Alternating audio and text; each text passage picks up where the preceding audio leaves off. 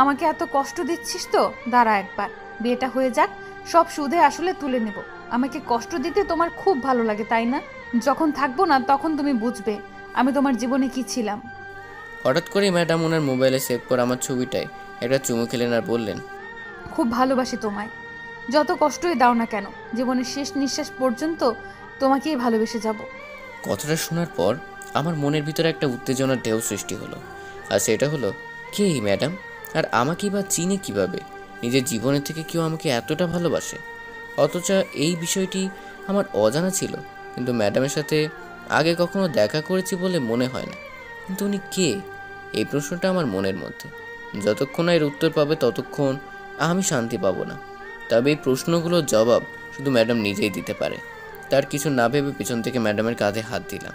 হাত রাখতেই ম্যাডাম কিছুটা আটকে উঠল। পেছন ঘুরতে আমাকে দেখতে পেল। উঠে দাঁড়ালেন উনি। চাঁদের আলোয় ওনার মুখে পড়ায় ওনার চোখের কোণে জমে থাকা পানি চিকচিক করছে। তা দেখে কিছু বলার মতো শক্তি হারিয়ে ফেললাম। ম্যাডাম নির্বাক মূর্তির মতো দাঁড়িয়ে আছেন। হঠাৎ আমার মাথায় প্রচণ্ড ব্যথা অনুভব করতে লাগলাম। তা সহ্য করে ম্যাডামকে বললাম, এখানে কি করছেন ম্যাডাম? কেমনভাবে বললাম যেন ম্যাডাম বুঝতে না পারে যে আমি তার কথা সব শুনে ফেলেছি। কিছু না বলে হু হু করে কেঁদে দিল, আর সেই সাথে আমাকে খুব শক্ত করে জড়িয়ে ধরে কান্না করতে লাগলেন। কি হলো, হঠাৎ এমন করছেন কেন? আমি ম্যাডামকে আলতো করে জড়িয়ে ধরলাম।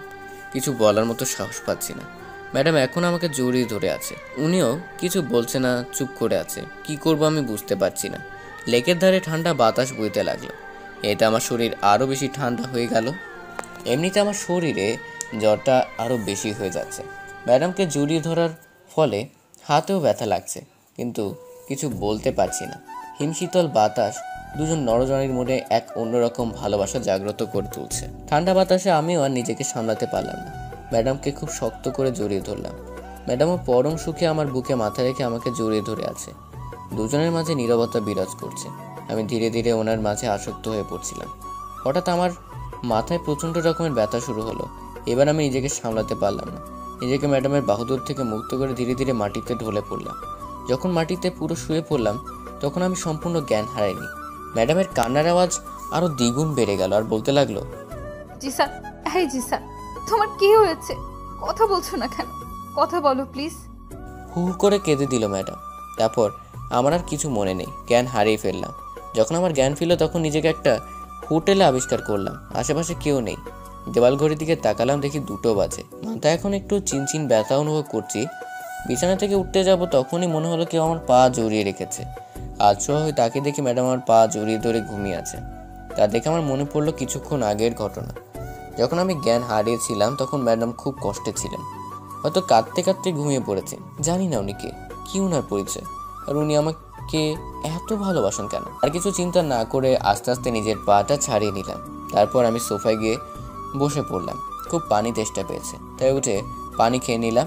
বাইরে হালকা মরুলয়ে বৃষ্টি পড়ছে। বাইরে বৃষ্টি পড়া দেখতেছি আর হাজারো চিন্তা করছি।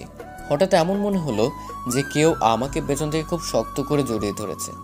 কারো শরীরে গরম উত্তাপ আমার ঠান্ডা শরীর গরম করে দিচ্ছে। চমকে গেলাম যখন কেউ একজন বলল, কি হলো, বিছানা ছেড়ে উঠে পড়লে কেন? গলার শব্দ শুনে আমি বুঝে গেলাম এটা ম্যাম ছাড়া আর কেউ না। তাই আমি পেছন ঘুরে ম্যাডামের চোখাচোখি হলাম। কেউ কারো চোখ সরাচ্ছি না। দুজন দুজনের দিকে অপলকভাবে তাকিয়ে আছি।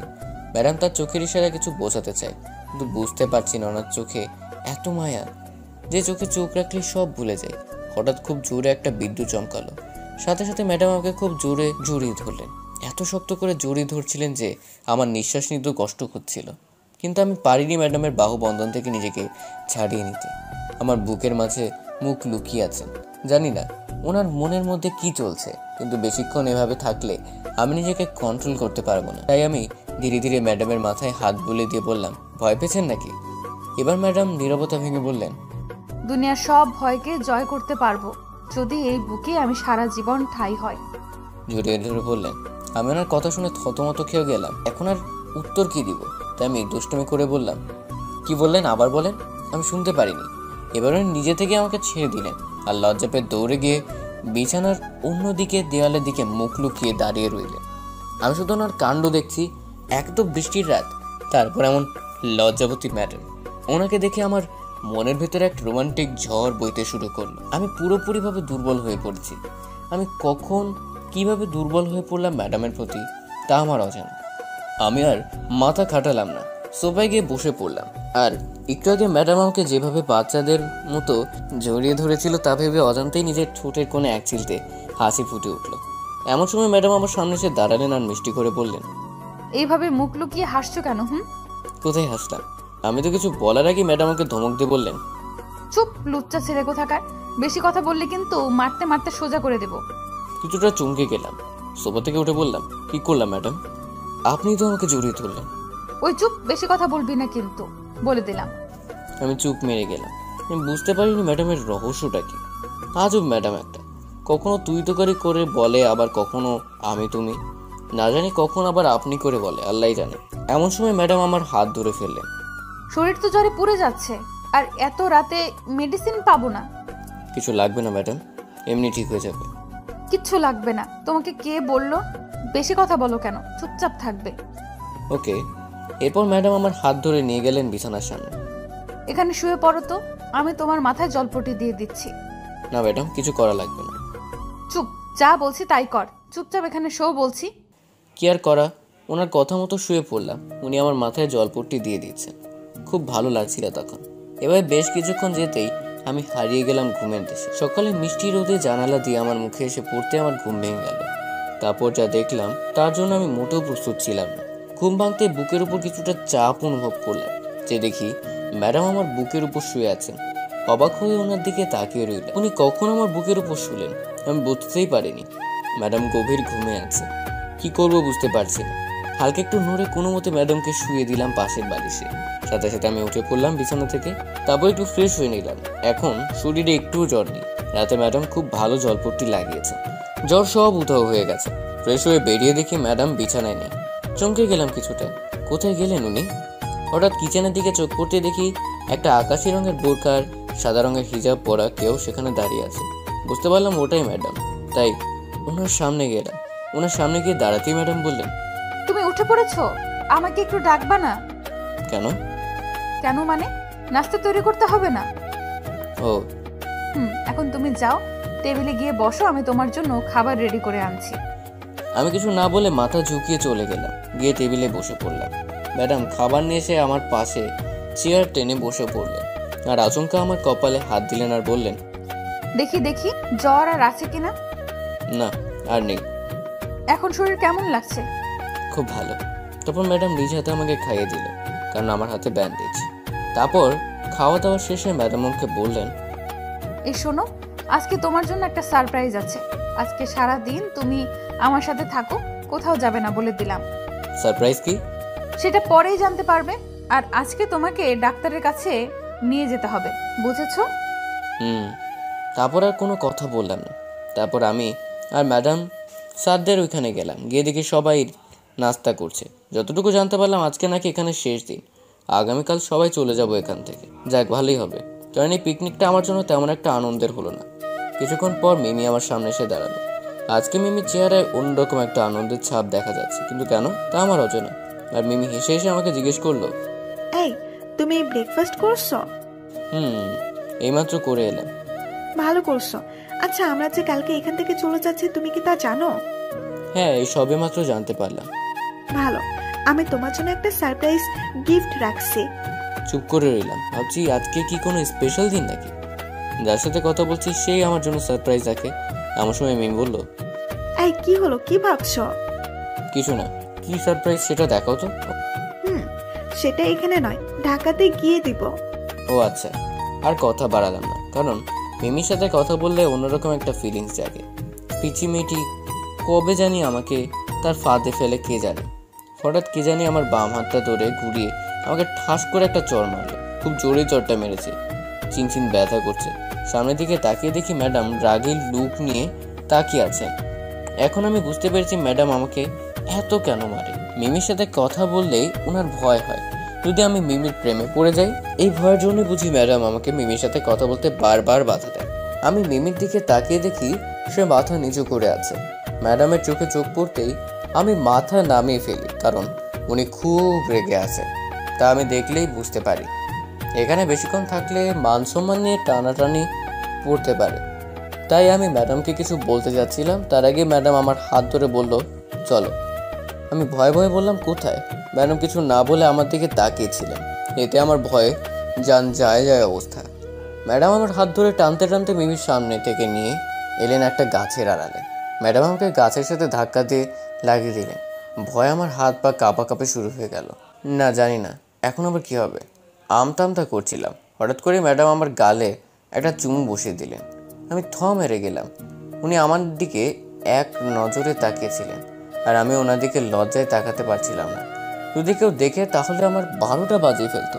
ম্যাডামের তো মেয়ে মানুষ আমাকে ফাঁসি দিতে পারে, কারণ এখানে মানুষ মেয়েদের বেশি বিশ্বাস করে। ম্যাডাম দেখি এখনও আমার দিকে এক নজরে তাকিয়ে আছে। আমি বললাম, এটা করলেন কেন ম্যাডাম? এমনি করেছি, তোমার কোনো প্রবলেম? গালটা আমার, আর আপনি কিস করবেন বিনা অনুমতিতে? প্রবলেম তো হবারই কথা। ওই কুত্তা, কি বললি? তোর কাছে অনুমতি নিতে হবে? থাপ্পড় দিয়ে তোর সব দাঁত ফালাই দেবো। কিরে চুপ করে আছিস যে? কি বলবো? কিছু বলতে গেলে তো মারেন খালি। তোর কিছু বলতে হবে না, চল আমার সাথে। ডাক্তারের কাছে যেতে হবে তোর চেক আপ করানোর জন্য। আচ্ছা চলেন। তারপর আমি আর ম্যাডাম রিক্সাতে বসলাম। ম্যাডাম আমার গা ঘেঁষে বসলেন আর আমার হাত ধরে কাঁধে মাথা রেখে বসে রইলেন। বেশ কিছুক্ষণ পর ম্যাডাম আমার গালে হাত দিয়ে বললেন, জ্বরটা খুব জোরে লেগেছে তাই না? ম্যাডামের কোমর হাতের স্পর্শে আমি শিহরিত হয়ে উঠি। মন চাচ্ছিল ওনাকে জড়িয়ে ধরি, তবে ওটা করার সাহস আমার নেই। তাই আমি হেসে বললাম, না। আসলে আমি রাগের মাথায় কখন কি করে বসি নিজেও জানি না। প্লিজ তুমি রাগ করো না। চর দেওয়াতে আমি কোনো কষ্ট পাইনি। কষ্টটা একটাই, যে আমি কোনোদিনও বিয়ে করতে পারবো না। মানে কি বলছো এসব? মানে এক গালে চুমু খেলে বিয়ে হয় না। আপনার জন্য কি আমার কোনোদিনও বিয়ে হবে না? আরে না, এসব কথা সব গুজব। তোমার বিয়ে হবে বলতে গিয়েও থেমে গেলেন। তাই আমি আগ্রহ নিয়ে জিজ্ঞেস করলাম, কি আপনি কি বলতে গিয়ে থেমে গেলেন কেন? কিছু না, চুপ। আমি রাগ দেখে মুখ অন্য পাশে ঘুরিয়ে নিলাম। ম্যাডাম তা দেখে আমার অন্য গালেও একটা চুমু খেলেন। এরা দেখে আমি চোখ বড় বড় করে তাকিয়ে রইলাম। এটা কি করলেন আপনি? তুই যে বললি এক গালে চুমু দিলে বিয়ে হয় না, তাই ওটাতেও দিলাম। কিভাবে দেয়? তো কিভাবে দেয় শুনি? আমি যেভাবে পারি সেভাবেই দিব। আমি শিখিয়ে দিই। একটা লাথি দিয়ে রিক্সা থেকে ফেলে দিব বলে দিলাম। আমি আর কিছু বললাম না। একটু পর রিক্সা থেকে নেমে ডাক্তারের কাছে গেলাম। ডাক্তার আমার হাতে ব্যান্ডেজ খুলে দিয়েছে, আর আমার নাকি কোনো প্রবলেম হবে না। আমি আগের মতো সব কিছু করতে পারবো। তারপর ডাক্তারের ওখান থেকে বেরিয়ে ফুটপাথ দিয়ে হাঁটছি। ম্যাডামকে জিজ্ঞেস করলাম, এবার কোথায় যাবেন? আমার এক বান্ধবীর বাসায়। আমি কোনো আপত্তি করলাম না। তারপর ম্যাডাম আর আমি নানা বিষয় নিয়ে কথা বলছি। আমরা কিছু খানিক পরে একটা বাড়ির সামনে এসে দাঁড়ালাম। বাড়িটা খুব সুন্দর ও বড় বটে, একটা বিদেশি রিসোর্টের মতো। আমি ম্যাডামকে বললাম, আপনি তো বলেছেন আমাকে সারপ্রাইজ দিবেন, তাহলে কি এটাই আপনার সারপ্রাইজ? থুর বোকা, এটা তো আমার বান্ধবীর বাড়ি। সারপ্রাইজ তাকে রাতে দিব। ও আচ্ছা। চলো ভিতরে যাই। তারপর ভিতরে চলে গেলাম। ভিতরে গিয়ে আমার তো টাসকে খাওয়ার মতো অবস্থা। এখানে এত ছেলে আর মেয়ে কি করছে? সবার পরনে শার্ট প্যান্ট, কেউ কেউ দামি দামি কোট পরেছে, সবার হাতে জুস আর আজে বাজে পানীয় জিনিস। তা সাধারণত আজকালকার ছেলেদের হাতে নাইট ক্লাবে দেখা যায়। হঠাৎ করে একটি মেয়ে আমাদের দিকে দৌড়ে আসছে। পরনে তার গোলাপি রঙের লেহেঙ্গা, দেখতে রাজকন্যার মতো। সে আমাদের সামনে আসলো আর আমার গাল টেনে ধরে বলল, হাউ সুইট দুলা ভাই। কথাটা শোনার পর সাথে সাথে চমকে উঠলাম। আকাশ থেকে পড়লাম মনে হয়। অবাক দৃষ্টিতে তার দিকে তাকিয়ে রইলাম। কি বলছে মেয়েটা? আমি নাকি তার দুলা ভাই? মনে হয় মেয়েটির মাথায় সমস্যা আছে। ম্যাডামের দিকে একটু তাকিয়ে বুঝতে পারলাম ম্যাডাম মেয়েটাকে চোখের ইশারায় কি জানি বলছে, কিছু বুঝতে পারলাম না। তার আগে মেয়েটি আবার বলল, আপু তুই এই ছেলেটাকে কোথায় পেলি রে? ইস, তোর আগে যদি আমার সাথে দেখা হতো তাহলে আমি নিজেই লাইন মারতাম। ইস, কি সুইট দেখতে রে। কথাটা শুনে বুঝতে পারলাম ম্যাডামের ছোট বোন হয়তো। ছোট হলে কি হবে, একেবারে পাকা বুড়ি একটা। নিজেকে কেমন জানি হিরো হিরো মনে হতে লাগলো। এই প্রথম কোনো মেয়ে আমাকে সুইট বলল। জানি না সত্যি কথা বলছে নাকি পাম মারছে। এসব ভেবে নিজের অজান্তে আমার মুখে হাসি ফুটে উঠলো। হাসি থামিয়ে যেই মেয়েটিকে কিছু বলতে যাব, ঠিক তখনই মাঝখান থেকে ম্যাডাম বললেন, তুই চুপ থাকবি? বেশি পাকা হয়ে গেছিস তাই না? দাঁড়া, তোর আপুর কাছে নালিশ করব তোর নামে।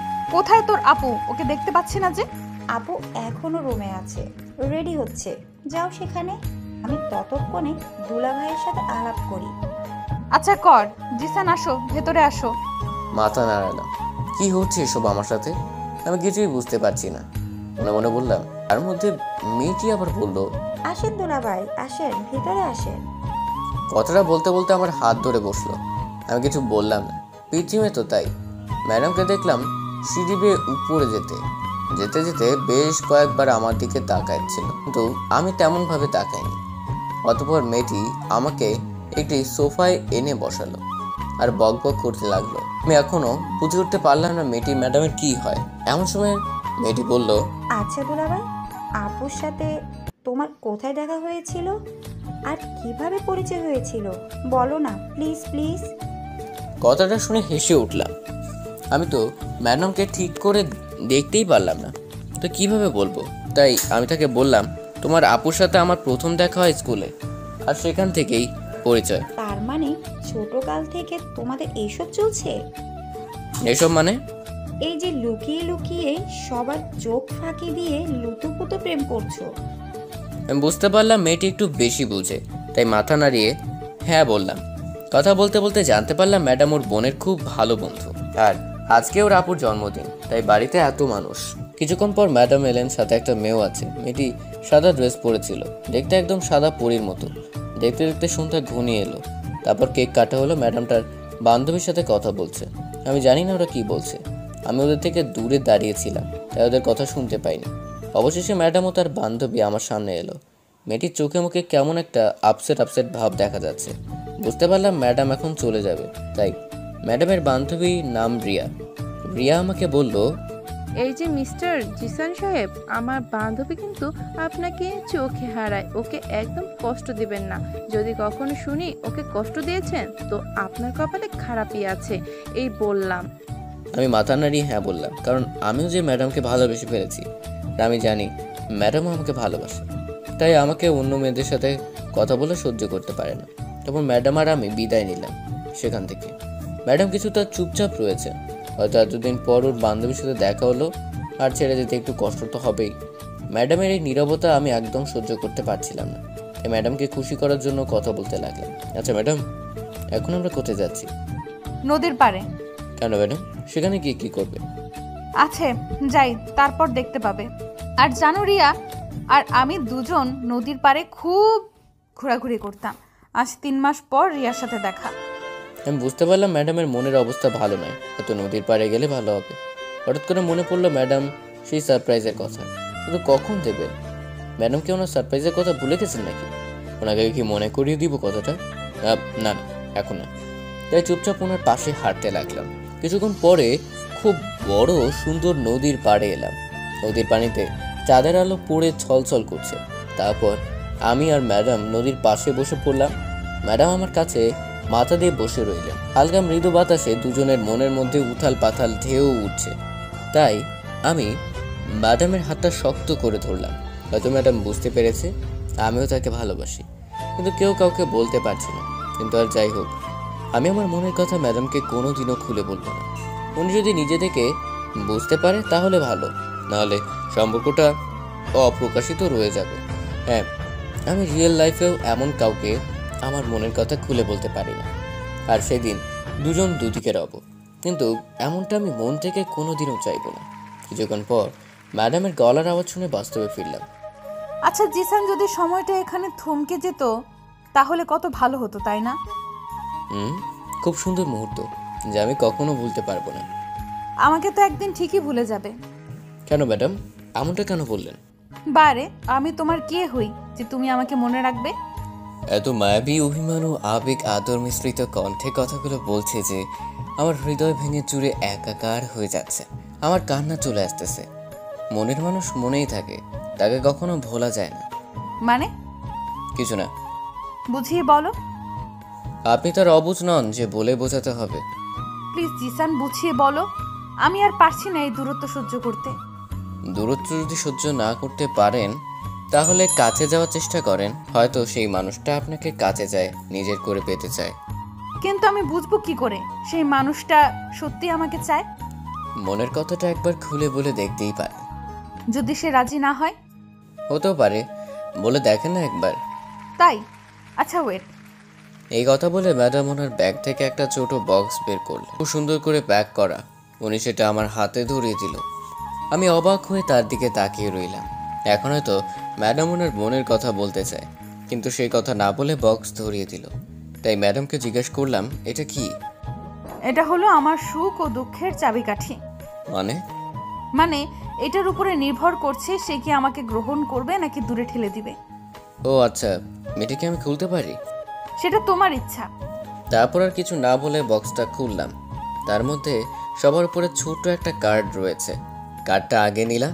তার মধ্যে খুব সুন্দর করে লেখা রয়েছে, আই লাভ ইউ। সাথে সাথে ম্যাডামের দিকে তাকালাম। ম্যাডাম সাথে সাথে লজ্জায় মুখ অন্যদিকে ঘুরল। ম্যাডামের এই লজ্জা মাখা মুখ দেখার জন্য আমার মন খুব উতলা হয়ে রয়েছে। জানি না কবে সেই সৌভাগ্য হবে আমার, কিন্তু খুব তাড়াতাড়ি সেটা হবে। তারপর বক্সটার ভিতরে আরও কিছু জিনিস রয়েছে। সেটা হলো রূপোর তৈরি একটা ব্রেসলেট। দেখে বোঝা যায় খাঁটি রূপা দিয়ে তৈরি হয়েছে, আর তার মধ্যে খোদাই করা আছে JN। বুঝলাম জে দিয়ে আমার নাম, কিন্তু এন দিয়ে কার নাম। তাই ম্যাডামকে জিজ্ঞেস করলাম, জে এর মানে বুঝলাম, কিন্তু এন এর মানে কি? যদি দয়া করে একটু বুঝিয়ে বলতেন। বুদ্ধু, এন দিয়ে আমার নাম হয়, এন মানে নীলা। তাহলে তোমার নাম নীলা? উফ, সরি। ওই সরি কেন? না মানে ভুল করে তুমি বলে ফেলেছি তাই। আচ্ছা এখন আমার উত্তরটা চাই। এখনই চাই নাকি? হ্যাঁ, কথাটা বলতে কেমন জানি ফিল হচ্ছে, একটু লজ্জা লাগছে। তাই মাথা নিচু করে ভাবছি এখন কিভাবে এর মধ্যে ম্যাডাম বলে উঠলো। কিরে বলিস না কেন? কথাটা শুনে বুঝে গেলাম ম্যাডাম এখন রেখে যাচ্ছে। বেশিক্ষণ চুপ করে থাকলে বিপদ এসে হাজির হবে। তাই ম্যাডামকে বললাম, এখন না বললে হয় না? না হয় না, এখন বল। আচ্ছা, যদি রাজি না হয় তাহলে? তাহলে তোকে মেরে এখানেই পুঁতে রেখে দিব। ওরে বাবারে, না থাক, আমি রাজি। আমি কেন, আমার 14 গোষ্ঠীও রাজি। Good boy. এবার লক্ষ্মী ছেলের মতো কথাটা বলে ফেলো। কোনটা? কোনটা মানে? একটা থাপ্পড় মারলে বুঝতে পারবি কোনটার কথা বলছি। না থাক, বলছি। অবশেষে ঠিক করে নিলাম কথাটা বলে দিই। তাই মাথা নিচু করেই বলে দিলাম, আই লাভ ইউ। বলেই সাথে সাথে মুখ ঘুরিয়ে নিলাম, আর সেটা ম্যাডামের নজরে আনেনি। তাই তিনি সাথে সাথে বলে উঠলেন, ওই ওই, মুখ ঘুরিয়ে নিলে কেন? শরমে। ইস, কি শরম রে! যেখানে আমার শরম লাগার কথা সেখানে ওনার শরম লাগছে। ঢং। তাই। হঠাৎ করে ম্যাডাম আমাকে জড়িয়ে ধরলেন। ওনার শরীরের উষ্ণতা আমি অনুভব করতে পারছিলাম। ওনার উষ্ণ গরম নিঃশ্বাস আমার বুকে পড়ছিল, তা আমি বেশ বুঝতে পারছিলাম। ধীরে ধীরে ম্যাডাম আমাকে তার নেশায় ডুবতে বাধ্য করলো। আমি আর পারলাম না, তাই ওনাকে জড়িয়ে ধরলাম। পরম ভালোবাসায় ওনাকে আমার বুকের সাথে চেপে ধরলাম। কিছুক্ষণ এভাবেই ম্যাডাম আমার বুকে মুখ লুকিয়ে রাখলেন। ডুবে রইলাম কল্পনার রাজ্যে। ভাবিনি কোনোদিনও যাকে প্রথম দেখে ক্রাশ খেলাম সে আমাকে ভালোবাসে। আজ আমি ভীষণ খুশি এটা ভেবে যে কেউ তো আমাকে ভালোবাসে। হঠাৎ করে নীলা ম্যাডাম বললেন, এই জিসান, আমাকে বিয়ে করবে কবে? ম্যাডাম বুকের মধ্যে লুকিয়ে কথাটা বললেন। কথাটা শুনে একটু হেসে বললাম, মনে হচ্ছে ম্যাডামের খুব তাড়া। তারা তো থাকবেই। কখন না জানি আমার এই কলিজাকে কেউ কেড়ে নিয়ে যায়। খুব ভয় হয়, সবসময় ভয়ে ভয়ে থাকতে হয়। ম্যাডাম বুকের মধ্যে থেকে মাথাটা তুললেন। আমি বললাম, ভয় নেই, আমি কখনো কারো কাছে যাব না। এ ব্যাপারে আপনি একেবারে নিশ্চিন্ত থাকতে পারেন। হঠাৎ ম্যাডাম আমার মুখে আঙ্গুল দিয়ে বললেন, চুপ! আর আপনি করে বলবে না, তুমি করে বলবে। ঠিক আছে, কিন্তু স্কুলে কি বলে ডাকবো তাহলে? তখন ম্যাডাম বলে ডাকবে, আর যখন তুমি আর আমি থাকবো তখন তুমি করে বলবা, কেমন? আচ্ছা, বলবো। আর হ্যাঁ, কখনো আমি ছাড়া অন্য কোনো মেয়ের সাথে কথা বলবে না, ওকে? ওকে। মিমির থেকে দূরে দূরে থাকবা। ওকে। প্রতিদিন আমাকে রিকশায় করে ঘোরাবা। ওকে। আমি কষ্ট পাই এমন কোনো কাজ কখনো করবে না। কিন্তু আমি কিভাবে বুঝবো যে তুমি আমার কোনো কাজে কষ্ট পাও বা পাবে? সেটা ধীরে ধীরে জানতে পারবে। ঠিক আছে, আমি না তোমাকে একটিবার দেখতে চাই। এখন না, বিয়ের পর। এখন দেখলে কি হবে? কিছু না, আমি তো দেখতে কালো। তুমি আমাকে এখনই দেখলে পালিয়ে যাবে। ডাহা মিথ্যা কথা। তাই আগে বিয়ে করব, তারপর তুমি আমাকে দেখবে। তখন আর চাইলেও কেউ তোমাকে আমার কাছ থেকে কেড়ে নিতে পারবে না, আল্লাহ ছাড়া। আর তুমিও কোথাও পালাতে পারবে না, বুঝছো বাবু? দূর যাও, তোমার সাথে আর কথাই বলবো না বলে সেখান থেকে উঠে চলে যেতে চাইলাম। ম্যাডাম আমার হাত ধরে আবার বসে দিলেন আর শক্ত করে জড়িয়ে ধরলেন। এত শক্ত করে জড়িয়ে ধরলেন যে আমি নড়াচড়া করতে পারছিলাম না। কিছুক্ষণ পর কান্নার গুনগুন শব্দ শুনতে পেলাম। ম্যাডামের দিকে তাকিয়ে দেখি ম্যাডাম বুকের মধ্যে মুখ লুকিয়ে লুকিয়ে ফুপিয়ে ফুপিয়ে কাঁদছে। আমি ওনার কান্না একদম সহ্য করতে পারি না। কেন জানি না, উনি কাঁদলে আমার বুকের ভেতরটা দুমড়ে মুচড়ে ওঠে। আর রাগ করে থাকতে পারলাম না। ওনার মাথায় হাত বুলিয়ে দিতে দিতে বললাম, এই কি হয়েছে, কাঁদছো কেন? তুমি আমাকে সত্যিই ভালোবাসো তো? বড্ড বেশি ভালোবাসি তোমায়, বিশ্বাস করো। আমাকে দেখার পর এরকম ভাবে ভালোবাসবে নাকি আমাকে অবহেলা করবে? এসব কি বলছো? অবহেলা করবো কেন? তুমি দেখতে যেমনই হও না কেন, আমি তোমাকে ভালোবাসি। আর তোমার প্রতি আমার ভালোবাসা কোনো দিনও একটুও কমবে না, দেখে নিও। সত্যি? 3 সত্যি ম্যাডাম। ম্যাডাম আমার বুকের মধ্যে থেকে মাথা তুলে বললেন, আচ্ছা আমার কপালে একটা চুমু দাও। কেন? আহা, এত কথা বলো কেন? যা করতে বলেছি তাই করো। তারপর আর কোনো আপত্তি করলাম না। ওনার বোরকাপুরিত কপালে আলতো করে একটা চুমু খেলাম আর বললাম, হয়েছে ম্যাডাম? জি হয়েছে। হেই, তোমার গালে কি হয়েছে? কই, কোন গালে শুনি? হঠাৎ করে ম্যাডাম আমার গালটা ডান পাশে করে হুট করে একটা চুমু দিয়ে বসলেন। আমি তো বোকা বনে গেলাম। ম্যাডাম লজ্জায় আমার বুকে মুখ লুকালো। তা দেখে আমি হেসে হেসে বললাম, এই তুমি আমার অনুমতি ছাড়া আমার গালে কিস করো কেন? অনুমতি নিতে হবে কেন? এটা তো আমার অধিকার। ও তাই বুঝি, তাহলে আমার গালে কিস করি, এটাও তো আমার অধিকার। না না জিসান, এমনটা করো না, তাহলে কিন্তু আমি এখান থেকে চলে যাব। থাক, যেতে হবে না। এটার বদলা আমি বিয়ের পর নেব। হ্যাঁ তাই কইরো, তবে সুদে আসলেও লাভ পাবে। এই বলে ম্যাডাম আমাকে জড়িয়ে ধরলেন। আমি তাকে জড়িয়ে ধরলাম। কিছুক্ষণ পর কেন জানি মনে হচ্ছে আমার কানের লতি ধরে কেউ টানছে। বেশ ব্যথা অনুভব করছি, কিছু বুঝতে পারছি না। হঠাৎ ম্যাডাম আমাকে ছেড়ে দিয়ে একপাশে দাঁড়িয়ে গেলেন। অবাক হয়ে যাই। তাই আমি উঠে পেছনে তাকাতে আমার চোখ কপালে উঠে যায়। ভয়ে ভয়ে কাঁপাকাঁপি করতে লাগলাম। এই হালকা ঠান্ডা বাতাসে আমার ঘাম ছুটতে লাগলো। এখন শুধু পালানোর জন্য রাস্তা করছিলাম। মন বলছে এই দৌড়ে পালে, তো এখন আর কোনো উপায় নেই, কারণ আমার সামনে দাঁড়িয়ে আছে আমার বাবা আর মা।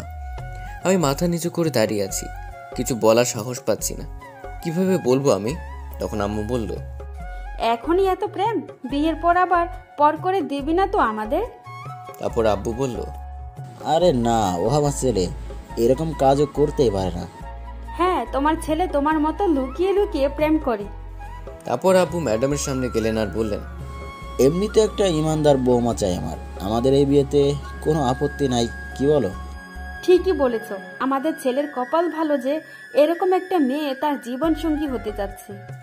আব্বু আম্মুর কথা শুনে নিজের অজান্তেই হেসে ফেললাম, কিন্তু তাদের বুঝতে দিলাম না। মাথা নিচু করে দাঁড়িয়ে আছি আর চোখে তাকিয়ে দেখি ম্যাডাম আম্মুর পা ধরে সালাম করলো। তারপর আব্বুকেও একইভাবে সালাম করলো। তারপর ম্যাডাম আমার পাশে দাঁড়িয়ে পড়লো। তা দেখে আব্বু বলল, বাহ, দুজনে কি সুন্দর বানিয়েছে। ঠিক বলেছ, খুব মানিয়েছে ওদের। আমি চুপ করে আছি তখনও। আমি অবাক হয়ে গেলাম এটা ভেবে যে তারা ম্যাডামের নাম, ঠিকানা ও পরিচয় না জেনে তাকে মেনে নিল। এটা কি করে সম্ভব? ওরা কি ম্যাডামকে আগে থেকে চিনতো নাকি অন্য কিছু? ম্যাডামকে কি আগে দেখেছেন? তাহলে বললো কি করে যে আমাদের দুজনকে মানিয়েছে? ম্যাডাম তখনও বোরকা পরেছিলেন।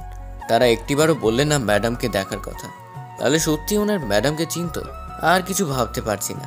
আমার বাবা মা ম্যাডামকে আগে থেকে চিনতো আর আমি তাকে চিনি না? না না, এটা হতে পারে না। আমি নিশ্চয়ই ম্যাডামকে চিনি, কিন্তু বুঝবো কিভাবে? উনি তো বিয়ের আগে আমাকে তার মুখ দেখাবেন না। হঠাৎ আব্বুর ডাক শুনে বাস্তবে ফিরলাম। এই যে নবাবের ছেলে, আর লজ্জা পেতে হবে না, আপনার বিয়ের আয়োজন করতে হবে। আমি মাথা নাড়িয়ে হ্যাঁ বললাম। এখন চলো, আমি তোমার স্যারের সাথে কথা বলছি, তারা তোদের যাওয়ার অনুমতি দিয়েছে। তারপর সবাই গাড়িতে গিয়ে বসলাম। আব্বু গাড়ি ড্রাইভ করছে, আম্মু তার পাশে বসে আছে। আমি আর ম্যাডাম পেছনের সিটে বসলাম। এমনিতেও রাত, চারিদিকে ঘুটঘুটে অন্ধকার বিরাজমান। তারপর ম্যাডাম আমার পাশে বসে বারবার আমাকে চিমটি দিচ্ছে। উফ, এখন এত জ্বালায় না, না জানি বিয়ের পর কত জ্বালাবে। চুপচাপ শুধু ম্যাডামের করা অত্যাচারগুলো সহ্য করে যাচ্ছিলাম। ভোরের দিকে আমরা সবাই বাসায় পৌঁছে গেলাম। অতঃপর আম্মু আর নীলা ম্যাম এক রুমে শুয়ে পড়েছেন। আমি আর আব্বু আমার রুমে শুয়ে পড়লাম। এই প্রথম আব্বুকে দেখছি আম্মুকে ছেড়ে একা ঘুমাতে। আমি তো জানি আম্মু পাশে না থাকলে আব্বুর ঘুম হয় না। হয়তো আম্মুরও একই অবস্থা, দুজন দুজনকে অনেক ভালোবাসেন। তাই তো নিজের একমাত্র ছেলের ভালোবাসা হাসি মুখে মেনে নিলেন, কারণ তারা ভালো করেই জানেন আপন মানুষকে কাছে না পাওয়ার যন্ত্রণা কি। অবশেষে সকাল হয়ে গেল, আমি বেশিক্ষণ ঘুমোতে পারিনি। সকালে আব্বুটাকে ঘুম ভেঙে গেল।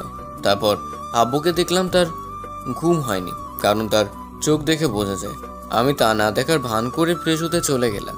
ফ্রেশ হয়ে চলে এলাম খাবার টেবিলে। এসে দেখি মা আর ম্যাম কিচেনে। ম্যাডামের পরনে কালো বোরকা ছিল, একদম আম্মুর মতোই কাজ করছে। দেখতে পেলাম না রান্না করার সময় ম্যাডামকে কেমন দেখায়, ব্যাড লাগ। অবশেষে নাস্তা পরিবেশন করা হলো। ম্যাডাম আমার পাশে বসেছে আর আব্বু আম্মু একসাথে বসেছেন। আমি মনে মনে বলছি, এখন কি হবে ম্যাডামের? এখন তো ওনাকে দেখেই ছাড়বো, নিকাব না তুলে খাবে কিভাবে? এসব ভেবে ওনার দিকে তাকিয়ে মুচকি হাসি দিচ্ছিলাম। ম্যাডাম হয়তো বুঝতে পেরেছে আমি কেন হাসছি, তাই ম্যাডাম বললেন, আন্টি যদি কিছু মনে না করেন তাহলে কি একটা কথা বলতে পারি? বলো মা, কি কথা বলবে? যদি কিছু মনে না করেন তাহলে কি আমি খাবারটা অন্য রুমে খেতে পারি? সবাই হা করে ম্যাডামের দিকে তাকিয়েছিলাম। যেতে পারো, তবে এক শর্তে। জি বলুন। এখন থেকে আমাকে মা বলে ডাকতে হবে। ঠিক আছে মা, আমি তাহলে যাই। ঠিক আছে, যাও। তারপর ম্যাডাম ওরা খাবারটা নিয়ে চলে গেলেন আম্মুর রুমে। আমি বোকার মতো বসে রইলাম। চান্সটা মিস করলাম। এখন আর উপায় নেই যে লুকিয়ে গিয়ে দেখবো। দেখতে গেলে আম্মুর ক্যালানি খেতে হবে। খাওয়া দাওয়া শেষে আমি আমার রুমে চলে এলাম। আজ স্কুল বন্ধ। হঠাৎ আব্বু আমার রুমে এসে বললেন, এই নে এটা পরেন। একটা শপিং ব্যাগ হাতে দিয়ে বলল, এটা কি আব্বু? খুলে তো দেখ। তারপর প্যাকেট থেকে জিনিসটা বের করে দেখলাম এটা একটা গোল্ড কালার পাঞ্জাবি। অবাক হয়ে আব্বুকে জিজ্ঞেস করলাম, এটা দিয়ে কি করব? কি করবি মানে? এটা পরে জলদি আয়। কিন্তু কেন সেটা তো বলবে। বাইরে আয়, তাহলে বুঝতে পারবি। আচ্ছা। অতপর আব্বু হাসতে হাসতে বাইরে চলে গেলেন। আমি বুঝতে পারলাম না আব্বু কেন হাসছে। তারপর রেডি হয়ে বাইরে গেলাম। গিয়ে দেখি আব্বু আম্মু নতুন কাপড় পরেছেন। সেখানে ম্যাডামকে দেখতে পেলাম না। মনে হয় আম্মু রুমে আছে। এদিকে মা বাবা আমার দিকে তাকিয়ে মুচকি মুচকি হাসছে। আমি আব্বুকে জিজ্ঞেস করলাম, কি ব্যাপার এভাবে হাসছো যে? একটু পর বুঝতে পারবি। হঠাৎ ম্যাম আম্মুর রুম থেকে বেরিয়ে এলো। ওনাকে দেখে আমার চোখে এক আলোক রশ্মির ঝলক এসে পড়ল। দিনের আলোতে ওনার বোরকার নীল রং ঘরের চারদিকে মাতিয়ে তুলছে। শুধু আমি না, মা বাবাও ম্যাডামের দিকে এক নজরে তাকিয়েছিলেন। এমন মনে হলো যে আমার কোনো নীল পরীকে আমাদের সামনে দেখছি। ম্যাডাম আমার সামনে এসে প্রথমে আব্বু আম্মুকে সালাম দিল। আসসালামু আলাইকুম। আব্বু আম্মু, আমাকে এভাবে কেন দেখছেন? আমাকে কি এই পোশাকে দেখতে খারাপ লাগছে? আরে আরে না, তোমাকে খুব সুন্দর লাগছে। আমি কোনোদিন ভাবতে পারিনি এমন সুন্দর একটা মেয়ে আমার ছেলের বউ হয়ে আসবে। হ্যাঁ রে মা, তোকে খুব সুন্দর লাগছে। আচ্ছা তোরা আয়, আমি আর তোর আম্মু গাড়িতে গিয়ে বসছি। আমি আর ম্যাম মাথা নাড়ালাম। তারপর মা বাবা চলে গেল। এদিকে ম্যাডাম আমার সামনে এগোচ্ছিল আর আমি এক পা দুপা করে পিছিয়ে যাচ্ছিলাম। হঠাৎ ম্যাডাম আমার কলার চেপে ধরলেন। তাই আমি বললাম, এই কি করছো, ছাড়ো বলছি। না না, ছাড়বো না। আগে বলো আমাকে কেমন লাগছে? তোমার না নীল রং ভালো লাগে, তাই তো নীল রঙের বোরকা পরলাম। বলো না আমাকে কেমন লাগছে? একদম পচা লাগছে দেখতে। এখন আমাকে ছাড়ো বলছি। না, আমি ছাড়বো না। তুমি মিথ্যা বলছো কেন? এবার কিন্তু আমি কান্না শুরু করে দিব। হ্যাঁ হ্যাঁ, কি বলে এসব? এখন যদি কান্না করে তাহলে আব্বু আমাকে কাঁচায় খেয়ে ফেলবে। তাই এবার সত্যিটা বলতে হবে। আরে না, কেঁদো না, তোমাকে সত্যি খুব সুন্দর লাগছে। চোখ ফেরানো যাচ্ছে না, বিশ্বাস করো। দোয়া করি কারণ নজর যেন না পড়ে আমার বোরকাওয়ালির উপর। সত্যি? সত্যি। তাহলে আমার কপালে চুমু দাও। না, দাও বলছি। আচ্ছা দিচ্ছি। এই বলে ম্যাডামের কপালে একটা আলতো করে চুমু এঁকে দিলাম। তারপর বললাম, আমারটা দাও। আমার গালটা ম্যাডামের সামনে এগিয়ে দিলাম। যা দুষ্টু ছেলে। এই বলে দৌড়ে পালিয়ে গেল। পেছন থেকে ডাকলাম, সারাই দিল না। কি পাজি মেয়ে। কিস দিলাম কিন্তু রিটার্নে কিছুই দিল না। বিয়ের পর দেখাবো তোমাকে মজা। তারপর আমি গাড়িতে বসলাম। আজ আম্মু আর ম্যাডাম পিছনে বসেছে। তারপর গাড়ি করে একটা জায়গায় এলাম। এটা তো ম্যাডামের বাড়ি, কিন্তু আব্বু জানলো কিভাবে? আব্বু আম্মুর দিকে অবাক হয়ে তাকিয়ে রইলাম। আমি বললাম, এখানে কেন নিয়ে এলেন? ভেতরে চলো, বুঝতে পারবে। আর কোনো আপত্তি না করে ম্যাডামের কথা তো বাড়িতে ঢোকার জন্য দরজায় কলিং বেল চাপ দিলাম। কিছুক্ষণ পর একজন বৃদ্ধা এসে দরজা খুলে দিলেন। দরজা খুলতে আমি সামনের দিকে তাকালাম। তাকিয়ে দেখি আমি মনে হয় কোনো স্বপ্ন দেখছি। ভাবিনি আমার জন্য এত বড় একটা সারপ্রাইজ রাখা ছিল। হঠাৎ সবাই আমার সামনে আসলো, এসেই বলল, কিরে এতদিন পর আমাদের কথা মনে পড়লো তোর? ভাবতে পারিনি তুই আমাদের সবাইকে এভাবে ভুলে যাবি। চুপ করে রইলাম, অবাক হয়ে সবার দিকে তাকিয়ে রইলাম। সব থেকে ভালো আর পুরনো স্মৃতিগুলো মনে পড়ে গেল আজকে। যারা আমার সামনে দাঁড়িয়ে ছিল তারা সবাই ছিল আমার পুরনো স্কুল জীবনের, আর দুজন ছিল ল্যাংটা কালের বন্ধু। এখন তারা ভার্সিটিতে পড়ে, আমি বাদে।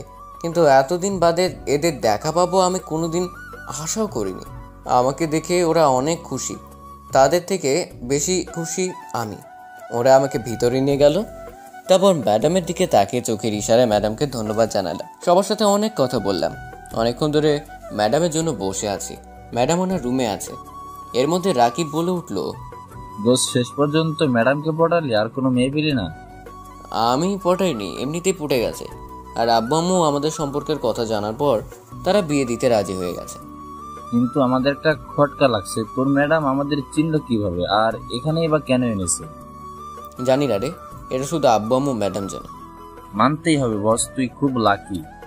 হয়তোবা। তারপর অনেক কথা বলে বসে রয়েছি সোফায়। হঠাৎ ম্যাডাম রুম থেকে বেরিয়ে এলেন, সাথে করে ট্রেতে করে একটা কেকও নিয়ে এসেছে। তা দেখে সবাই হা করে তাকিয়েছিল, আমি অবাক হয়ে যাই।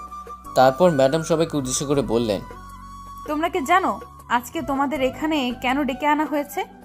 আমি সবাইকে মাথা নাড়িয়ে না উত্তর দিলাম, শুধু মা বাবা বাদে। আজকে তোমাদের এই জন্য ডেকে আনা হয়েছে কারণ আজ তোমাদের বন্ধু জিসানের জন্মদিন। কথাটা শোনার সাথে সাথে আমি অবাক হয়ে ম্যাডামের দিকে একবার চোখ তুলে তাকালাম, আর সবাই আমার কাছে এসে অভিনন্দন দিতে শুরু করলো। অনেকে সরিও বলছে, কারণ তাদের মনে ছিল না আজ আমার জন্মদিন। ওদের কিভাবে মনে থাকবে? আমারই তো মনে নেই যে আজ আমার জন্মদিন। আর কিছু ভাবার আগেই ম্যাডাম আমার হাত ধরে বললেন, জিসান আসো, কেকটা কাটো। আমি কোনো কথা বললাম না, কেকের সামনে গিয়ে দাঁড়ালাম। ম্যাডাম আবার বলল, মা বাবা তোমরা ওখানে দাঁড়িয়ে আছো কেন? এখানে আসো। মা বাবা কিছু বললেন না, শুধু একটু হাসি দিয়ে বলল, আসছি। মা বাবা দুজনে আমার পাশে এসে দাঁড়ালেন। তারপর ম্যাডাম আমার হাতে ছুরি দিয়ে বললেন, এই নাও, এবার কেকটা কাটো। চারিদিকে সব বন্ধুরা হাততালি দিচ্ছে। আমি প্রথমে কেকের এক টুকরো অংশ আম্মুকে, তারপর আব্বুকে খাওয়ালাম। এখন শুধু ম্যাডাম বাকি আছে। আমি ম্যাডামের দিকে তাকিয়ে একটা শয়তানি হাসি দিয়ে বললাম, এবার তোমার পালা। ম্যাডাম খুব সহজেই বুঝতে পারলেন আমার আসল উদ্দেশ্য হলো ম্যাডামকে দেখার। এখন আর পালানোর সুযোগ নেই। আমি কেক নিয়ে ম্যাডামের দিকে হাত বাড়াতেই ম্যাডাম দৌড় দিল। দৌড় দিতে দিতে বলল, খাবো না। আমি বোকার মতো কাকে নিয়ে দাঁড়িয়েছিলাম। সবাই কাণ্ড দেখে হেসে আত্মহারা হয়ে যাচ্ছে। আমিও কম না, এত সহজে হার মানার পাত্র আমি নই। তাই কেকের টুকরোটা হাতে নিয়ে আমিও ম্যাডামের পিছনে আমিও দৌড় দিলাম। আমার এই কাণ্ড দেখে মা বাবা খুব হাসছিল। ম্যাডাম সিঁড়ি বেয়ে উপরের একটা রুমে চলে গেল। আমি ভেবেছিলাম হয়তো দরজা ভেতর থেকে আটকে দেবে, কিন্তু তা করেনি। উল্টো আরও দরজাটা খুলে রেখেছে। আমি কেক হাতে ভিতরে গেলাম, গিয়ে দেখি ম্যাডাম জানালার এক পাশে দাঁড়িয়ে আছে। তা দেখে আমি বললাম, এবার তোমাকে দেখেই ছাড়বো। প্রথম দিন দেখার শখ ছিল তোমাকে, কিন্তু তুমি বলেছিলে বিয়ে না হওয়া পর্যন্ত আমাকে দেখাবে না। এসব ভাবছিলাম, ম্যাডামের ডাকে ধ্যান ভাঙলো। এইভাবে দাঁড়িয়ে কি ভাবছো? কই কিছু না তো। আচ্ছা এবার কেকটা খাও তো। না, আমি কেক খাবো না। আমি জানি তুমি কেক খাওয়ানোর বাহানায় আমাকে দেখতে চাও। মনে মনে এই রে, ম্যাডাম বুঝে গেল। তাই আমি স্বাভাবিকভাবে বললাম, তুমি আমার জন্মদিনের আয়োজন করলে আর তুমি আমার জন্মদিনে কেক খাবে না? এটা কি করে হয় বলো? আচ্ছা ঠিক আছে, আমি খাবো। আমি শুধু আমার নিকাবটা একটু উপরে তুলবো, শুধু ঠোঁটটা দেখা যাবে, তখন তুমি আমাকে খাইয়ে দিও। যাক, মনে মনে একটু খুশি হলাম এই ভেবে যে ম্যাডামকে প্রথম নিজের হাতে খাইয়ে দিব। এটা ভেবে মুচকি মুচকি হাসছিলাম। ম্যাডাম সেটা লক্ষ্য করে আমাকে ধমক দিয়ে বলল, ওই একদম হাসবে না বলে দিলাম। আচ্ছা। তারপর ধীরে ধীরে ম্যাডামটার নিকাবটা একটু উপরে তুললেন। ম্যাডামের গোলাপের পাপড়ির মতো ঠোঁট জোড়া ভেসে উঠলো আমার চোখের সামনে। এটা যেন একটা রসালো মিষ্টির ভান্ডার। নিকাব তোলার কারণে ম্যাডামের চোখ একেবারে ঢেকে গেল। কিছুতেই দেখতে পারবে না তা আমি জানি। আমি এক দৃষ্টিতে ম্যাডামের ঠোঁটের জোড়ার দিকে তাকিয়েছিলাম। লক্ষ্য করে দেখলাম ম্যাডামের ঠোঁটে নিচে ছোট একটা তিল আছে। তা আমাকে তার প্রতি আরও বেশি আকর্ষণ করছে। আমি পারছি না নিজেকে সামলাতে। মনে চাচ্ছে ওনার ঠোঁটে চুমু দিই। তারপর ভাবলাম আগে কেকটা খাইয়ে দিই। তারপর ধীরে ধীরে ওনার ঠোঁটের কাছে কেকটা নিয়ে খাইয়ে দিলাম। বাকিটুকু কেক টেবিলের উপর একটা বাটিতে রেখে দিলাম। ঠিক তখনই তার ম্যাডাম নিকাবটা নামাতে যাবে, ঠিক তখনই আমি তার ঠোঁটে টুক করে একটা চুমু দিয়ে বসি। এতে ম্যাডাম কিছুটা আটকে ওঠে। আমি যে এমন একটা কাজ করব সেটা হয়তো উনি বুঝতে পারেনি। উনি মাথা নিচু করে দাঁড়িয়ে আছেন। বোরকা পরার কারণে বুঝতে পারছি না উনি রেগে আছেন নাকি লজ্জা পাচ্ছেন। হঠাৎ ম্যাডাম বলে উঠলাম, এটা কেন করলে? দোষের কি করলাম? অনেক বড় দোষ করছো। কারো অনুমতি ছাড়া কাউকে কিছু করা ঠিক না। তুমি যখন আমার অনুমতি ছাড়া আমাকে কিস করো তখন আমি কিছু বললি? না, তবে তবে কিছুই না। তোমার ঠোঁটের মিষ্টি হাসির মায়া পড়ে গেছি, তাই দিয়েছি। কোনো অপরাধ করেছি বলে তো মনে হয় না। এরপর থেকে আমাকে না বলে এমন করবে না বলে দিলাম। কেন? আমার ইচ্ছে তাই। তুমি এটা যাও যে আমি তোমাকে আর কিস না করি? হ্যাঁ। কিন্তু কেন? তুমি জানো না কিস করলে মহব্বত বৃদ্ধি পায়?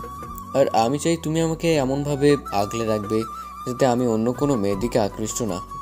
যদি সত্যি আমার প্রতি তোমার মহব্বত থাকে তাহলে তুমি কখনোই অন্য কোনো মেয়ের প্রতি আকৃষ্ট হবে না। জি না, এটা তোমার ভুল ধারণা।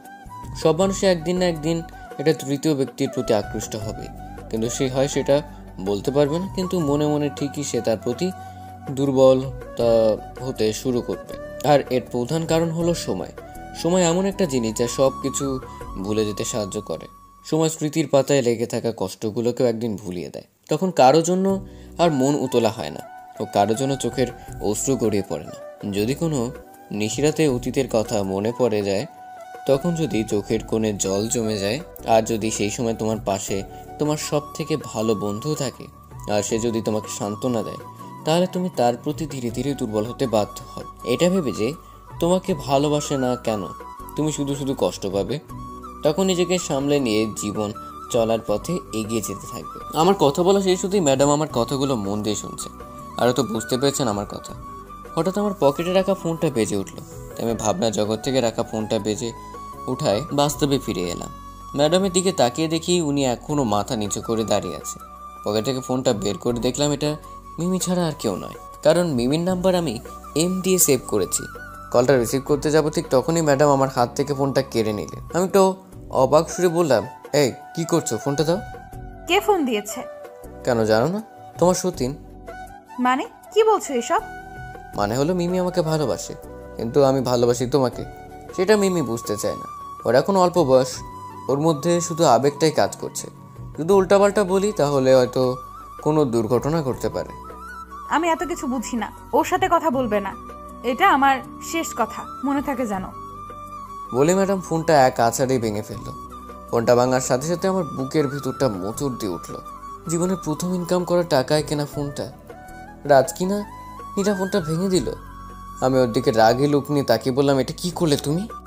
যা করেছি বেশ করেছি, মিমির নাম মুখেও আনবে না, এই বলে দিলাম। কি আর করার, অবশেষে ওর কথা মতো মাথা নাড়ি সম্মতি জানালাম। এরপর ভাঙ্গা মোবাইল থেকে সিমটা খুলে রেখে দিলাম টেবিলের উপর। তারপর বললাম, এটা নাও করতে পারতেন, এটা আমার পছন্দের ফোন ছিল। আমার থেকে বেশি তোমার এই মোবাইলকে পছন্দ করো নাকি? না। তবে আর ফোনে কথা বলবে না, আমি তোমাকে ফোন এনে দেব, তাও তুমি মিমির সাথে কথা বা দেখা করতে পারবে না, বলে দিলাম। আমি কিছু বলতে যাব ঠিক তখনই আব্বু দরজায় টোকা দিয়ে বললেন, জিসান নিচে আয়, কথা আছে। মা নীলা তুইও আয়। অতঃপর দুজনে নিচে গেলাম। আব্বু সবাইকে উদ্দেশ্য করে বললেন, তোমরা সবাই আমার কথা মনোযোগ দিয়ে শোনো। তোমরা সবাই মোটামুটি অনেকেই জানো আমার ছেলে জিসান ও নীলা একে অপরকে ভালোবাসে। তাই আমি আর আমার স্ত্রী সিদ্ধান্ত নিয়েছি যে আগামী শুক্রবার ওদের 4 হাত এক করে দিব। তোমাদের সবাইকে আসতে হবে, কিন্তু আশা করি তোমরা সবাই বিয়েতে আসবে। আমি আব্বুর কথা শুনে থ মেরে দাঁড়িয়ে রইলাম। কিছু বলার মতো ভাষা হারিয়ে ফেললাম। কারণ সবেমাত্র স্কুলে ভর্তি হয়েছি, এখনই কি বিয়েটা করাটা ঠিক হবে? পরক্ষণে বাবার কথা ভাবলাম যে ওনার বয়স হয়েছে, বিজনেসের কাজে অনেক জায়গায় ঘুরে বেড়াতে হয়। পরে এত টেনশনের ফলে আব্বুর কিছু হয়ে গেলে আমি নিজেকে কোনোদিনও ক্ষমা করতে পারবো না। এমনিতেও তিনি অসুস্থ হার্টের রোগী, তার চেয়ে ভালো এখন বিয়েটা করে নিই, পরে না হয় বিজনেসের পাশাপাশি পড়ালেখাটা চালিয়ে যাব। তাই আমি আর কোনো আপত্তি করলাম না, মাথা নিচু করে হ্যাঁ বলে দিয়েছি। পাশে তাকিয়ে দেখি ম্যাডাম নেই। সামনের দিকে তাকাতেই দেখি ম্যাডাম আম্মুর পা ছুঁয়ে সালাম করছে। আব্বু আম্মু তো খুব খুশি, কারণ তারা একটা দিনদার বউ পেতে চলেছে। একদিন কথায় কথায় আম্মুর মুখে শুনেছিলাম ম্যাডাম নাকি অনেকদিন মাদ্রাসাতেও পড়েছে, কয়েকবার খতমও দিয়েছিলেন, পরে নাকি আরবি ছেড়ে বাংলা পড়া শুরু করেছিলেন। কিছুক্ষণ পর সব বন্ধুরা বিদায় নিল, সেই সাথে আব্বু আম্মু বাসায় যাবে বলে মনস্থির করে বসে আছেন। তাই ম্যাডাম বললেন, মা বাবা প্লিজ আজকে থেকে যাও, কাল না হয় চলে যেও। আরে মা, আজকে আমার একটা কাজ আছে, তা কমপ্লিট করতে হবে, তাই আমাদের যেতে হবে। কি আর করার, অবশেষে মা বাবা চলে গেলেন। এখন পুরো বাড়িতে আমি আর ম্যাডাম একা রয়েছি। আমি ম্যাডামের দিকে একটা দুষ্টু হাসি দিয়ে বললাম, এখন কি করব? কি করব মানে? গল্প করবো আর তোমাকে পড়াবো। আগামীকাল স্কুল খোলা, জানো না বুঝি? আমি যা হোমওয়ার্ক দিছি তুমি তা না দেখে কমপ্লিট করো। হায় হায়, এটা তুমি কি বলছো? না দেখে আমার দ্বারা হোমওয়ার্ক করা সম্ভব না। এটা আমার দ্বারা হবে পা। হবে না মানে? আমি তো আছি। তারপর ম্যাডাম আর আমি পড়ার টেবিলে বসলাম। ধীরে ধীরে সময় পার হতে লাগলো। কখন যে 10টা বাজে আর আমার পড়ালেখার অধ্যায় শেষ হবে তা আমি জানি না। ধীরে ধীরে 10টা বেজে গেল। এখন আমার পড়াশোনা শেষ। তারপর ডিনার করে নিলাম। খাবার টেবিল থেকে উঠে রান্নাঘরে গিয়ে আমি ম্যাডামকে পেছন থেকে জড়িয়ে ধরে কোলে তুলে নিলাম। ম্যাডাম এটার জন্য মোটেও প্রস্তুত ছিল না, তাই মাছের মতো লাফালাফি করছে আর বলছিল, ওই কুত্তা, কোলে নিলি কেন আমাকে? ছাড় ছাড় বলছি, না হলে। এসে জবাব দিলাম, না হলে কি শুনি? কিছু না, ছাড় বলছি। এত সহজে তোমাকে ছাড়া যাবে না। ছেড়ে দেবারই যদি হতো তাহলে তো আর কোলে নিতাম না, বুঝলেন ম্যাডাম? ম্যাডাম আবারও লাফালাফি কোটা শুরু করলো, কিন্তু আমার শক্তির সাথে পেরে উঠলো না। শেষমেশ আমার সাথে পেরে উঠলেন না, তাই আমার গলা জড়িয়ে ধরলো আর আমার বুকে মুখ লুকালো। আমি ধীরে ধীরে সিঁড়ি বেয়ে ছাদে উঠে গেলাম। আশেপাশের প্রকৃতি দেখে মনে হচ্ছে যে কোনো সময় বৃষ্টি হতে পারে।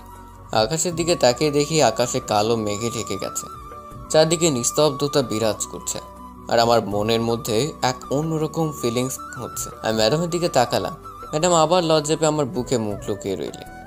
আগামী শুক্রবার আমার আর ম্যাডামের বিয়ে, অথচ অবাক করা বিষয় হলো আমি ম্যাডামের সম্পর্কে কিছুই জানি না।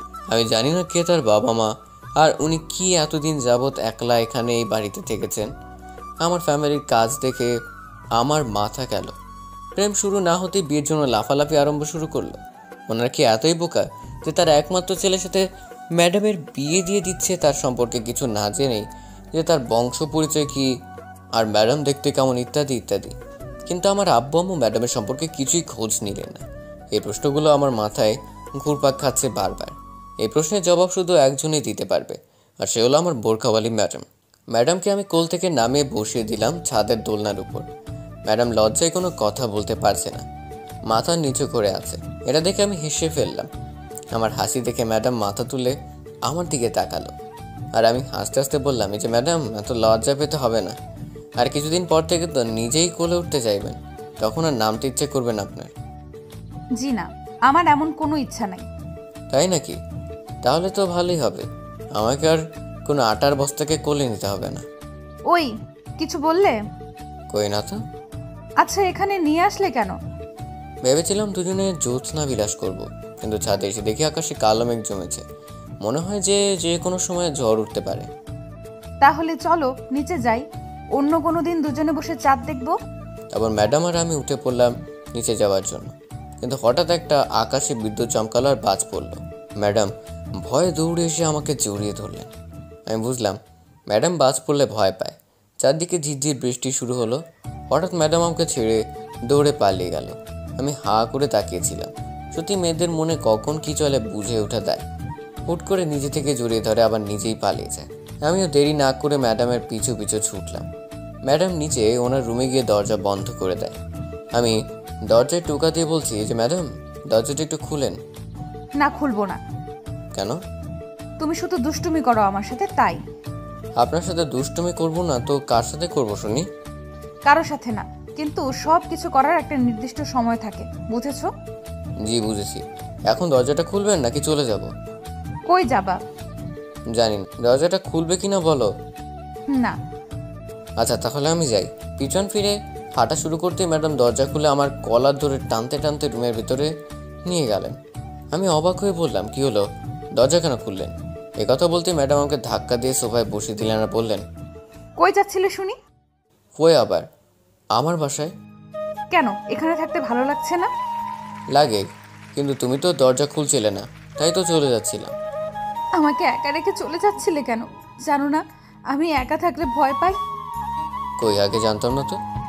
এখন তো জানলে। এখন থেকে সব সময় আমার সাথে সাথে থাকবে আর আমাকে তোমার বুকে আগলে রাখবে। যদি আমাকে ছেড়ে যাওয়ার চেষ্টা করো তাহলে ঠ্যাং ভেঙে দেব। হেসে হেসে বললাম, আচ্ছা। হঠাৎ পকেটে রাখা ফোনটা বেজে উঠলো। আরে হ্যাঁ, আপনাদেরকেও বলাই হয়নি, ম্যাডাম আমাকে নতুন ফোন গিফট করেছে। তাই আমি আর বেশি কিছু না ভেবে ফোনটা পকেট থেকে বের করলাম। তা দেখে ম্যাডাম বললেন, এত রাতে কে ফোন করেছে? হ্যাঁ, দেখি দেখি। আরে ওয়েট, দেখছি কে ফোন করলো এত রাতে। তারপর কলটি রিসিভ করতে ওপাশ থেকে মেয়েলি গলায় কান্নার গুনগুন আওয়াজ ভেসে আসছে। আমি অবাক হয়ে হ্যালো বললাম, কিন্তু ওপাশ থেকে শুধুই কান্নার শব্দ শোনা যাচ্ছে। এবার আমি আরও বেশি অবাক হয়ে বললাম, হ্যালো, কে আপনি? হঠাৎ ফোনটা কেটে গেল। আশ্চর্য ব্যাপার, ফোন দেয় কথা বলে না। এর মধ্যে ম্যাডাম বলে উঠলেন, কি হলো, কে ফোন করেছে? মনে রং নাম্বার ছিল। আচ্ছা, এখনো সব বাদ দাও, তুমি বিছানায় বসো, আমি বই নিয়ে আসছি। হ্যাঁ হ্যাঁ, ম্যাডাম কি বলছে? এত রাতে বই কেন আনতে যাবে? তার মানে এখন আমাকে পড়তে বসতে হবে? না না, এখন আমি কিছুতেই পড়তে বসবো না। যে করে হোক ম্যাডামকে বই আনা থেকে আটকাতে হবে, তা না হলে আমাকে আজ রাতে আর ঘুমোতে দিবে না। তাই আমি উঠে দাঁড়ায় বললাম, এত রাতে বই কি করবে? তুমি কি বই পড়তে পড়তে ঘুমো নাকি? থুর বুদ্ধ কোথাকার, আমি আমার পড়ার জন্য বই আনতে যাচ্ছি না, আমি তোমাকে পড়াবো তাই বই আনতে যাচ্ছি। কেউ এত রাতে পড়তে বসে নাকি? না, কিন্তু তুমি এই কয়দিনে পড়ায় পিছিয়েই রয়েছো, তাই তোমাকে সবগুলো পড়া শেষ করতে হবে। আসলে আমার শরীর ভালো লাগছে না, মাথাটা প্রচণ্ড ব্যথা করছে, তাই আজকে না পড়লে হয় না? পড়ার সময় যত বাহানা, তাই না? কিন্তু কোনো লাভ নেই, যাও বিছানায় বসো, আমি বই আনছি। বিশ্বাস করো, আমার শরীরটা কেমন জানি করছে, মাথা ঘুরছে, চোখের ঝাপসা দেখতেছি। প্লিজ অন্য একদিন পড়বো। যতই বাহানা দাও কোনো কাজ হবে না, দাঁড়াও মজা দেখাচ্ছি। ম্যাডাম রুম থেকে বেরিয়ে গেলেন। এখন না জানি কি উল্টাপাল্টা কাজ করে, আল্লাহই ভালো জানে। মনে হয় পৃথিবীতে আমি এমন পুরুষ যাকে তার হবু এত রাতে পড়াতে যাচ্ছে। ই আল্লাহ, উপর থেকে রশি হালাও, উড়াইল মোড়ে, এই দাসদাল মেয়ের হাত থেকে রক্ষা করো মোরে। কিছুক্ষণ পরেই ম্যাডাম এসে হাজির। শেষ রক্ষা আর হলো না, এখন পড়তে বসতেই হবে, নাহলে কপালে শনি আছে, কারণ ওনার হাতে কাঠের স্কেল আছে, কখন না জানি মারে। তাই বিছানায় গিয়ে বসলাম। তারপর ম্যাডাম আমাকে গ্রামার বই ধরিয়ে দিয়ে বললেন, এখন কিছু প্যারাগ্রাফ আর গ্রামার নোট করে দিচ্ছি, তুমি বসে বসে মুখস্থ করো, আমি কিন্তু একটু পর ধরবো। এত পড়া একসাথে কিভাবে পড়বো? একটু কমিয়ে দেওয়া যায় না ম্যাডাম? আমার হাতে এটা কি দেখছো? মেরে পিঠের ছাল তুলে দেব, যদি পড়া ভুল হয় তাহলে 10টা করে বেতের বাড়ি দেব। স্কেল নাড়িয়ে নাড়িয়ে কথাগুলো বললেন। স্কেল দেখে আমি ঠান্ডা পড়তে বসলাম। 1 ঘন্টা পর পড়া ধরলেন। ভাগ্য ভালো যে সব পড়া দিতে পারছি, তাই আর মার খেতে হলো না। গুড, এভাবে প্রতিদিন পড়লে পরীক্ষায় ভালো ফলাফল করতে পারবে। হ্যাঁ, কি বলছো এইসব? এভাবে প্রতিদিন পড়লে পাগল হতে বেশি দিন সময় লাগবে না। চিন্তা করো না, পাগলটাকে সামলানোর জন্য আমি আছি। সেটাও আরও বেশি চিন্তিত বিষয়। ওই কি বললে? কই কিছু না তো। আচ্ছা শুয়ে পড়ো, কাল আবার এখান থেকে আমাদের স্কুলে যেতে হবে। আমি হ্যাঁ বললাম। তারপর আমি আর ম্যাডাম বিছানায় শুয়ে পড়লাম। ম্যাডাম মাঝখানে একটা কোল বালিশ রেখে দিলেন। আমিও তেমন কিছু না মনে করে ঘুমিয়ে গেলাম। কাল ঘুম ভাঙতে দেখতে পাই ম্যাডাম আমার পাশে নেই, পুরো ঘরটা অন্ধকার। তাই আমি বিছানা থেকে উঠে জানালা খুলে দিতেই সূর্যের সোনালি আলো ঘরে এসে পুরো ঘরটা আলোকিত করে তুললো। তারপর আমি উঠে ফ্রেশ হয়ে নিচে গেলাম। দেখি ম্যাডাম কিচেনে রান্না করছে। আজকে ম্যাডামকে কি অন্যরকম লাগছে, কারণ একটা নেভি কালারের বোরকা পরেছে, তার সাথে সাদা কালারের নিকাবও পরেছে। দেখতে সেই রকম লাগছে, ইচ্ছে করছে পেছন থেকে গিয়ে জড়িয়ে ধরি। বেশ অনেকক্ষণ ওনার দিকে তাকিয়ে রয়েছি, আর ম্যাডাম ব্রেকফাস্ট বানাতে ব্যস্ত। তাই আমি চুপি চুপি গুটি গুটি পায়ে ম্যাডামের পিছনে গিয়ে দাঁড়ালাম। ম্যাডাম সেটা বুঝতেই পারিনি। আমি দেরি না করে পেছন থেকে জড়িয়ে ধরলাম। ম্যাডাম বেশ খানিকটা আটকে উঠলো। উনি পিছনে তাকালে ওনার চোখ দেখে আমি স্পষ্ট বুঝতেই পারছি উনি বেশ রেগেই আছেন। আমি শুধু ওনার দিকে এক নজরে তাকিয়েছিলাম। হঠাৎ ম্যাডাম বললেন, ঘুম থেকে উঠে দুষ্টুমি শুরু করে দিলে? দুষ্টুমি করলে ক্ষতি কি? আমি তো আমার হবু বউয়ের সাথে দুষ্টুমি করতেছি, তাই না? হয়েছে, আর রোমান্টিকতা দেখাতে হবে না, যাও গিয়ে টেবিলে বসো, আমি ব্রেকফাস্ট রেডি করে আনছি। না, আমি এখানে এভাবেই থাকবো। মানে? মানে আমি এভাবেই জড়িয়ে ধরে থাকবো, তুমি যা করার করো। এভাবে তোমার আর আমার দুজনেরই লেট হবে স্কুলে যেতে, তাই বলছি কি গিয়ে বসে পড়ো। আচ্ছা যাবো, কিন্তু এক শর্তে। আবার কি সিদ্ধান্ত? প্রথমত আমাকে আমার গালে একটা চুমু দিতে হবে, আর আমাকে নিজের হাতে খাবার খাইয়ে দিতে হবে। আইসে, যাও তো, যত সব আদি খেতা, পারবো না কিছু করতে। তাহলে আমি এভাবেই জড়িয়ে ধরে থাকবো যতক্ষণ আমার শর্ত পূরণ হচ্ছে। ম্যাডাম কিছু না বলে হুট করে আমার গালে একটা চুমু দিয়ে বসিয়ে দিলেন। আমি এর জন্য একদম প্রস্তুত ছিলাম না। আর ম্যাডাম বললেন, প্রথমটা হয়েছে, এখন টেবিলে যাও, আমি আসতেছি। আমি বাধ্য ছেলের মতো তার কথায় কিচেন থেকে বেরিয়ে টেবিলে বসে রয়েছি আর ম্যাডামের জন্য অধিক আগ্রহে বসেছিলাম। কখন ম্যাডাম আসবে আর আমাকে তার হাতে খাইয়ে দিবে, হঠাৎ আমার পকেটে থাকা ফোনটা আবার বেজে উঠল। মেজাজটা খারাপ হয়ে গেল। কি আবার ফোন দিল এই অসময়ে? বিরক্তি নিয়ে ফোনটা রিসিভ করলাম। একটা অচেনা লোক বললেন, হ্যালো স্যার, আপনি কি জিসান? জি আমি জিসান। স্যার আপনি তাড়াতাড়ি ঢাকা মেডিকেলে চলে আসুন প্লিজ। কেন বলুন তো? আর আপনি কে? স্যার আমি মিমি ম্যাডামের ড্রাইভার বলছি। মিমি ম্যাডাম কাল রাতে সুসাইড করার চেষ্টা করেছে। আপনি প্লিজ তাড়াতাড়ি ঢাকা মেডিকেল চলে আসুন, তাকে এখানে ভর্তি করানো হয়েছে। কথাটা শোনা মাত্রই আমি থমকে গেলাম। এটা আমি কি শুনলাম? নিজের কানকে যেন বিশ্বাস করতে পারছিলাম না। আমি কি করব বা কি বলবো কিছুই বুঝতে পারছি না। হঠাৎ সেই লোকটি আবার বলল, কি হলো স্যার, কথা বলছে না কেন? প্লিজ তাড়াতাড়ি আসুন। তারপর অনেকটা অস্পষ্ট গলায় বললাম, ঠিক আছে আমি আসতেছি, আপনি কোনো চিন্তা করবেন না। ফোনটা কেটে দিলাম। এখন ভাবছি ম্যাডামকে বলে যাব নাকি না বলাই ভালো হবে, কারণ উনি যদি জানতে পারেন আমি মিমির কাছে যাব তাহলে অনেক কষ্ট পাবেন, আর আমি তার কষ্ট একদম সইতে পারবো না। না থাক, ম্যাডাম আসার আগেই আমি এখান থেকে চলে যাই। তাই আমি দেরি না করে দৌড়ে গেটের বাইরে আসলাম। আমাকে দেখে গেটের দারোয়ান ফ্যাল ফ্যাল চোখে তাকিয়েছিল। আমার মাথায় শুধু একটাই চিন্তা, মেয়েটার কিছু হবে না তো? কেন যে মেয়েটা আমার সাথে এমন করে? আমি তো ওকে ভালোবাসি না, শুধু ভালো একটা বন্ধু ভাবি, এছাড়া কিছুই না। হাঁটতে হাঁটতে একটা অটো রিক্সা পেয়ে গেলাম। রিক্সাতে উঠে বসলাম। উঠে বসতে আবার ফোনটা বেজে উঠলো। ফোনটা হাতে নিয়ে দেখলাম ম্যাডাম ফোন দিয়েছে। বুঝতে বাকি রইল না ম্যাডাম আমাকেই খুঁজছে। এখন যদি ফোনটা ধরি তাহলে ওনার কথা শুনতে বাধ্য হতে হবে, আর যদি ভুলক্রমে কেঁদে ফেলে তাহলে আমি নিজেকে সামলাতে পারবো না, আর ওনাকে বোঝাতেই অনেক সময় লেগে যায়। তাই ইচ্ছে করে ফোনটা ধরলাম না, সাইলেন্ট করে পকেটে রেখে দিলাম। একটু পর ঢাকা মেডিকেলে পৌঁছে গেলাম। অটো থেকে নেমে ভাড়াটা দিয়েই দৌড়ে মেডিকেলের ভিতরে গেলাম। ভিতরে যেতেই মিমির ড্রাইভার আমার সামনে এসে বলে উঠল, স্যার আপনি এসেছেন, চলেন এদিকে চলেন। কোনো কথা না বলে লোকটার পিছন পিছন হাঁটা দিলাম। সিঁড়ি বেয়ে উপরে উঠলাম। আমার বোনের মধ্যে ভয়টা নাড়া দিয়ে উঠল। মিমি এখন ভালো আছে তো, নাকি ওর কোনো কিছু হলো না? আর কিছু ভাবতে পারছি না। সব কিছু কেমন যেন গুলিয়ে যেতে লাগলো। হাঁটতে হাঁটতে ড্রাইভার একটা রুমের সামনে এসে দাঁড়ালো আর বলল, ম্যাডাম আপনাকে ভিতরে যেতে বলেছিল। আমি কোনো কথা না বলে রুমের মধ্যে যেতেই দেখি মিমি আধশোয়া হয়ে বেডের মধ্যে শুয়ে রয়েছে, আর একটা নার্স তাকে কিছু ওষুধ খাইয়ে দিচ্ছে। ভেতরে গিয়ে আমার ভয়টা কেটে গেল এই ভেবে যে মিমি এখন সুস্থ আছে। আমি দরজার সামনে দাঁড়িয়ে মিমির দিকে একটা ঘৃণার নজরে তাকিয়ে আছি। তার প্রতি এখন আমার ঘৃণা জন্মাতে শুরু করলো। সে কেন এমন একটা কাজ করতে গেল? মিমির ওষুধ খাওয়া শেষ হতেই আমাকে দেখতে পেল আর বলল, এই তুমি বাইরে দাঁড়িয়ে আছো কেন? ভেতরে আসো। আমি চেহারায় বিরক্তিকর ছাপ নিয়ে ভিতরে গেলাম। মিমির চেহারায় খুশির ছাপ দেখা যাচ্ছে, মনে হয় পৃথিবীর সব থেকে বড় খুশি মানুষ। আমি ওর পাশে একটা চেয়ার টেনে নিয়ে বসলাম। মিমির হাতে ব্যান্ডেজ করা ছিল, তার মানে সে হাত কেটে সুইসাইড করতে চেয়েছিল। আমি বিরক্তি নিয়ে জিজ্ঞেস করলাম, কেন করলে এমনটা? জানো, কাল রাতে আব্বুকে ফোন দিয়ে তোমার কথা বলেছিলাম যে আমি তোমাকে ভালোবাসি আর তোমাকে বিয়ে করতে চাই, কিন্তু উনি তা মানেনি। উনি বলেছেন ওনার পছন্দ মতো ছেলের সাথে আমাকে বিয়ে দেবেন। এটা আমি কি করে হতে দেই বলো?